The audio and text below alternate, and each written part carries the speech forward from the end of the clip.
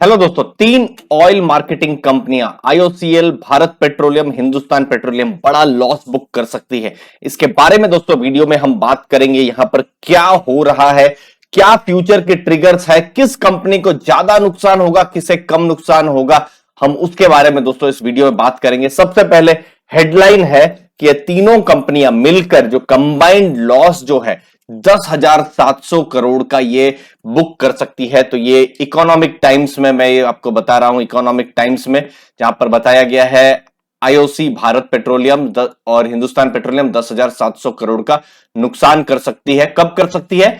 Q1 के result. दोस्तों result season आनी शुरू हो गई है। जैसे अभी टीसीएस का रिजल्ट आया है तो सिमिलरली अभी एक महीने डेढ़ महीने के अंदर इन सब के भी रिजल्ट्स आ जाएंगे। तो देखिए यहां पर ये जो न्यूज है उसका बेसिस है आईसीआईसीआई सिक्योरिटीज की रिपोर्ट, जहां पर उन्होंने कहा है कि जो रॉ मटेरियल है, मतलब जो क्रूड है, ठीक है, तो क्रूड के जो प्राइस है अप्रैल से जून में बढ़े थे, ठीक है, पूरे दुनिया के बाजार में। हम भी न्यूज में सुनते रहते थे, वीडियोस भी इस पर आए हुए हैं, हमने बनाए हुए हैं। $110, $120, $125 तक पहुंच गया था।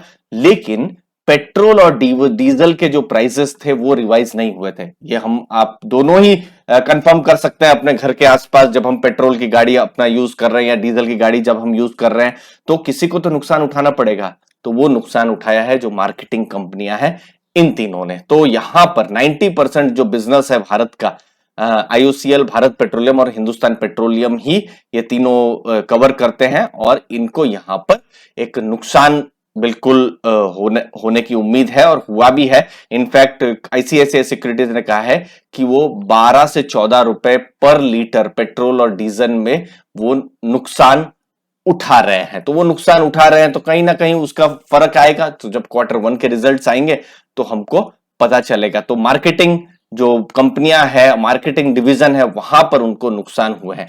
तो एज एन इन्वेस्टर भी आपको सोचना है, एज ए सिटीजन या कंज्यूमर भी आपको सोचना है। तो मैं इसे पर्सनली, आप मुझे कहिए तो ये ट्रेड ऑफ जैसा है।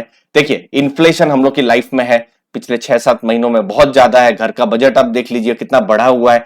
तो एज कंज्यूमर अगर आप और 15 रुपया पेट्रोल का देते, डीजल का देते, तो शायद और ज्यादा आपकी लाइफ और खराब हो जाती। जैसे यहां गुजरात में 96-97 रुपया तेल का या पेट्रोल का भाव है जो मैं देता हूं। पर्सनली बात करूं तो कल मैं अगर 115 का दे रहा होता, 120 का दे रहा होता तो फर्क पड़ता। सिमिलरली आपके जो स्टेट है वहां पर जितना भी पेट्रोल का भाव हो, समझ लीजिए वहां 105 है तो कल 125 का अगर आप 125 का दे रहे होते तो और ज्यादा खराब होता और आपको और जो भी आपकी जो लाइफ है थोड़ा सा और मुश्किल होती। तो किसी ने सफर किया हुआ है और यहां पर ऑयल मार्केटिंग कंपनियां जिन्होंने जो प्राइस को बिल्कुल स्टेबल रख के यहां पर उन्होंने क्या कहते हैं, यहां पर सफर किया हुआ है। क्योंकि मुझे पता है कमेंट्स में ऐसे कमेंट्स आएंगे कि ये सब कंपनियों ने ऐसा क्यों किया हुआ है, शेयर होल्डर के लिए खराब है। लेकिन किसी के लिए खराब है, लेकिन एज ए सिटीजन शायद अच्छा ही है। तो इस पे कोई ऐसा डिबेट जैसा नहीं है, ऐसा हुआ है, ये सिचुएशन है और ये सबको हमको आपको ये डेटा बोल रहे हैं, डेटा को एक्सेप्ट करना चाहिए। तो 10,700 करोड़ का यहां पर नुकसान होने की उम्मीद। अब देखते हैं जब भी रिजल्ट्स आएंगे। अभी ऐसा तो नहीं है ना कि इतना ही होगा नुकसान, हो सकता है कम नुकसान भी हो सकता है इससे ज्यादा भी नुकसान हो।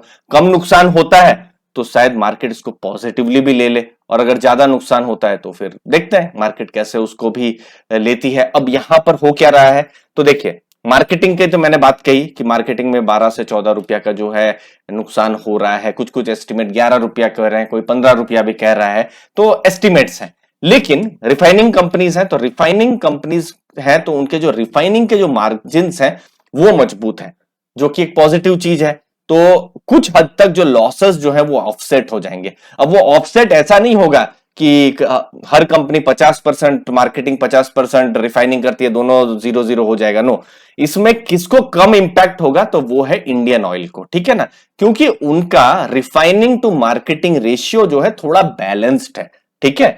मतलब वो रिफाइनिंग थोड़ा ज्यादा करती है और मार्केटिंग, मतलब दोनों में थोड़ा बैलेंस है। तो आईओसीएल को तीनों में कम जो है ना नुकसान होने की उम्मीद है, ठीक है। तो आपके क्वेश्चन भी हो सकता है कि रशिया से मंगवाया गया सब कुछ है, लेकिन इंटरनेशनल बाजार में तो $120 का तो भाव है ही ना। तो ये सब फर्क पड़ा है मार्केटिंग की जब हम बात कर रहे हैं। अब क्या की ट्रिगर्स हो सकते हैं, तो देखिए सबसे इंपॉर्टेंट ट्रिगर तो यही है कि क्रूड के प्राइसेस नीचे जाए।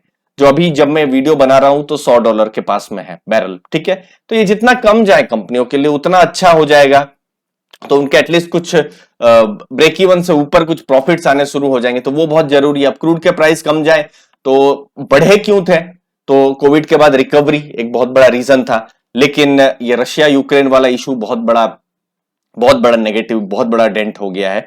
फिर ओपेक जो है, जो कंट्री ऑयल प्रोड्यूसिंग कंट्रीज जो है, उनका आउटपुट बहुत ज्यादा नहीं है। फिर ईरान को लेकर अनसर्टेनिटी है, मतलब इंडिया वहां से भी तेल मंगवाए, तो ये सब चीजें हैं। तो पूरी दुनिया में एक्चुअली तेल के दाम बढ़ गए, तो तेल के दाम बढ़ गए तो इन कंपनियों को नुकसान हुआ। हाँ, रिफाइनिंग जो कंपनियां हैं, रिफाइनिंग मार्जिन उनके अच्छे हुए हैं, तो वो एक चीज हो सकती है। बट अगेन रिफाइनिंग उतना परसेंटेज नहीं है, जब रिजल्ट्स आएंगे तो हमको और ज्यादा डेटा पता चलेंगे, रिफाइनिंग पर कितना पॉजिटिव असर हुआ, मार्केटिंग पर कितना नेगेटिव असर हुआ, तब हमको पता चलेगा। तो Q1 में एक खराब रिजल्ट्स के लिए मेरे ख्याल से तैयारी होनी चाहिए। लेकिन एक चीज एक और है कि मार्केट हमेशा थोड़ा फ्यूचरिस्टिक होता है, मार्केट को तो ये सब चीज पता ही है। तो मार्केट ने कहीं ना कहीं इन सब स्टॉक्स को डिस्काउंट करना शुरू कर दिया है।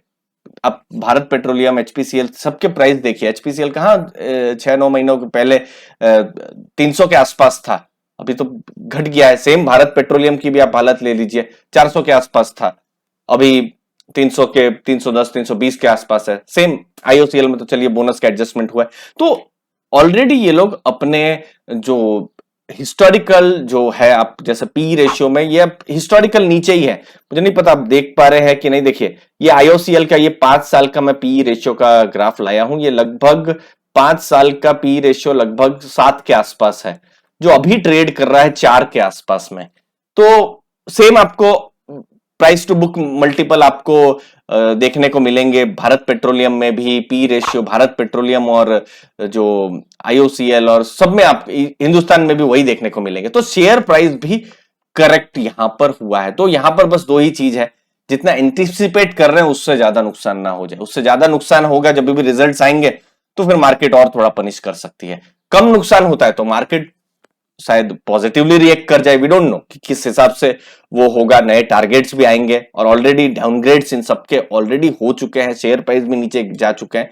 तो मार्केट ने ये एंटिसिपेट करके रखा हुआ है, ठीक है ना। अब बस वही है कि कोई एज एन इन्वेस्टर, अब आप यही सोच सकते हैं कि कोई नेगेटिव सरप्राइज ना हो, और जो तेल का जो दाम है, तेल का जो प्राइस है, वो जितना जल्दी गिरे, या जितना मतलब पूरी दुनिया में भी जितनी नॉर्मल सी आई, कोविड खत्म नहीं हुआ तो दूसरा लड़ाई आ जाती है, लड़ाई के बाद फिर कुछ और आ जाता है। तो जितना नॉर्मल सी हो, सबकी जिंदगी में शांति हो, उतना वो बहुत ज्यादा जरूरी है। खैर ये तो जस्ट हम विश कर सकते हैं, तो वो एक चीज है। तो लो प्राइस एक ट्रिगर है। और देखिए as an investor asset allocation भी जरूरत है, क्योंकि बहुत बार कमेंट सेक्शन में पूछते हैं कि डिविडेंड स्टॉक्स के लिए भारत पेट्रोलियम, इंडियन ऑयल सब कुछ ले ले, तो ये सब रिस्क को भी समझना बहुत जरूरी है कि आपके पोर्टफोलियो में अगर 30 स्टॉक है और हर सेक्टर के स्टॉक हैं, जैसे आईटी के हैं, एफएमसीजी के हैं, सब जगह से है, तो फिर क्या होगा, आपको कम इंपैक्ट होगा। बहुत लोग क्या ऐसा सोच सकते हैं कि पिछले साल उन्होंने 8-10% की डिविडेंड यील्ड दी थी, चलिए इस साल भी ले लेते हैं, हाँ ये हमेशा के लिए हमको 10% देगा। नो, ऐसा नहीं है। ऐसा जो भी बोलते हैं, जहां भी आपने इंस्टाग्राम में, ट्विटर में